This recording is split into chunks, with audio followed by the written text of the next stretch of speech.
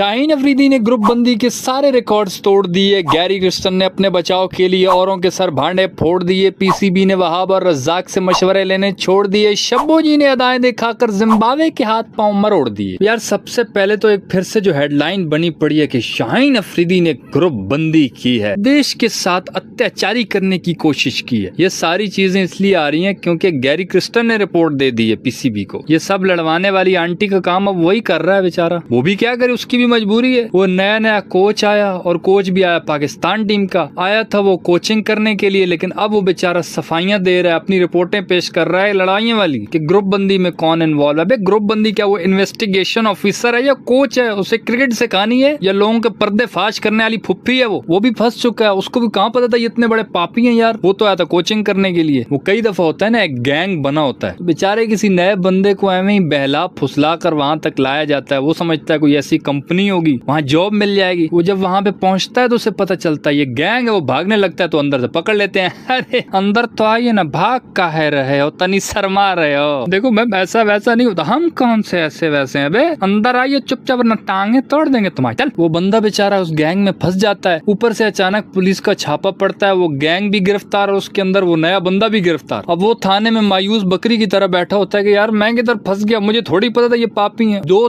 चांटे उसको पड़ते हैं ना कि तू इसमें शामिल है, वो सबसे पहले ही हाथ खड़ा कर देता है। देखो मुझे मत मारो, अल्लाह की कसम जितने दिन मैं रहा हूँ जो जो चीज देखी है सब बताऊंगा अलिफ से लेकर ये तक। मैं पापी नहीं हूँ। बस वही साहब हुआ है गैरी क्रिस्टन के साथ ही। वो वर्ल्ड कप में देखा था जब यूएसए से भी हम लोग आ रहे थे, वो सर पकड़ के बैठा हुआ था कि मैं किन में फंस गया हूँ। और अभी भी उसने पीसीबी को सारी रिपोर्ट्स दे दी हैं। उसने भाई एक एक चीज बताई होगी कि ये जो तुम्हारा चाचू है ना, ये शक्ल से शरीफ लगता है, लेकिन इसने भी जोड़ों के दर्द से निजात के लिए एक तेल रखा हुआ है और आधी रात को वो तेल पूरे जिस्म पे मल के ना गैलरी के दरमियान खड़ा हो जाता, मुझे इशारे करता है। मैं वैसा वैसा नहीं, पता नहीं कैसे मैं इज्जत बचाता रहा हूँ अपनी।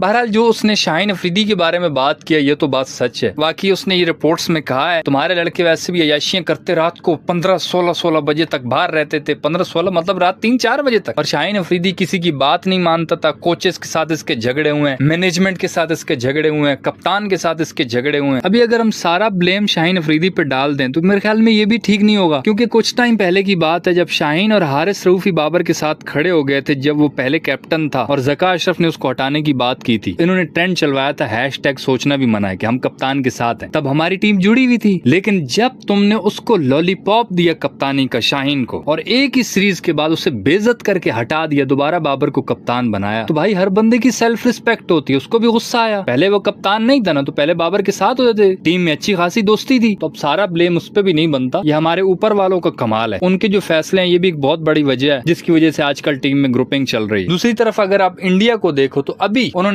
अपना हेड कोच गौतम गंभीर को चुना, और पता है कितने अरसे के लिए चुना है? पूरे 4 साल के लिए, 2027 वर्ल्ड कप तक के लिए फुल फ्री हैंड दे दिया उसको। 4 साल जो मर्जी करना है कर। वहाँ पे ये होता है। और हमारे यहाँ 1 साल में पता नहीं कितने कोचेज आते हैं, कितने चले जाते हैं, पता नहीं कितनी मैनेजमेंट नहीं बनती है फिर चली जाती है। हमारे यहाँ इसीलिए तो कोई काम करता नहीं, क्योंकि उनको भरोसा ही नहीं होता। एक नया बंदा आता है, उसको बुलाया जाता है कि पीसीबी में तेरी जॉब लग गई। वो बेचारा खुश, टाई शाई लगा के अरे इतनी बड़ी मैनेजमेंट के साथ काम करने का मौका मिला, मजा ही आ जाएंगे। वो आता है, ये वीआईपी रूम उसको मिलता है, वो खुशी खुशी में उसको फौरन ही पेट में गुड़गुड़ वो चला जाता है कि लेटरिन से होके आता हूँ। बस लेटरिन से होके कमरे में आता है कि आगे रेजिग्नेशन लेटर लिखा होता है कि साइन कर दीजिए सर प्लीज, आप बिना बताए लेटरिन चले गए थे, इस वजह से आपका रिजाइन लेटर साइन कर। अगला बंदा हक्का बक्का, अरे ऐसे कैसे निकाल सकते हो तुम लोग? अभी तो आया हूँ मैं किराया भी अपने पल्ले से भर के हूँ, किराया तो दे दो मुझे। तो उसको कहा जाता है कि पीछे वाली कच्ची गली से ना खोते रेडी वाले जाते हैं, वहां उनके साथ बैठ जा, भाग।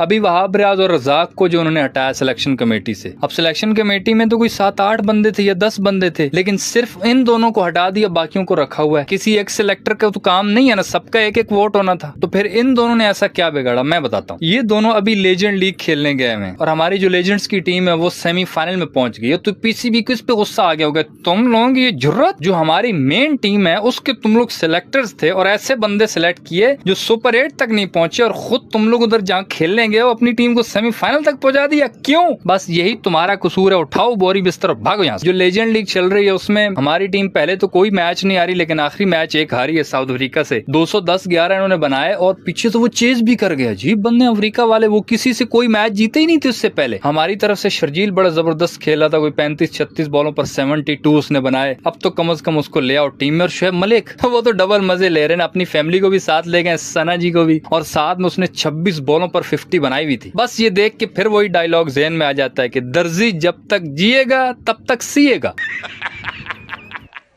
उधर जो हमारी शब्बो जी की कप्तानी में इंडिया की टीम जिम्बाब्वे से खेलने गई हुई थी, पहला मैच जब ये लोग जिम्बाब्वे से हारे तो जय शाह ने वो जो शब्बो जी को धमकी दी थी कि तुम अगर और हारे ना तो तुम्हें क्रिकेट छुड़वा दूंगा, घुंघरू पहना के यहाँ चौक में डांस करवाऊंगा तुमसे। बस उसी टेंशन में शब्बो जी ने फिर परफॉर्मेंस दी है। ये लास्ट T20 में भी, दूसरा T20 भी इंडिया जीत गया, तीसरा भी जीत गया, वो लोग सीरीज जीत चुके हैं। अब फिलहाल इंतजार इस चीज का है इंडिया लेजेंड्स की टीम उधर क्या करती है और पाकिस्तानी लेजेंड्स की टीम सेमीफाइनल में अब क्या करते हैं। वैसे क्या लगता है ये जो लेजेंड चैंपियनशिप चल रही है, कौन जीतेगा इसका फाइनल? जो भी रहा है प्लीज कमेंट्स में बताना। इस वीडियो में इतना ही। सही लगे तो यार लाइक कर देना और यूट्यूब चैनल छक्का मार को सब्सक्राइब करके साथ घंटी को टन करके ऑल पे क्लिक कर देना, ताकि क्रिकेट की दिलचस्प वीडियोस आप तक पहुंचती रहें।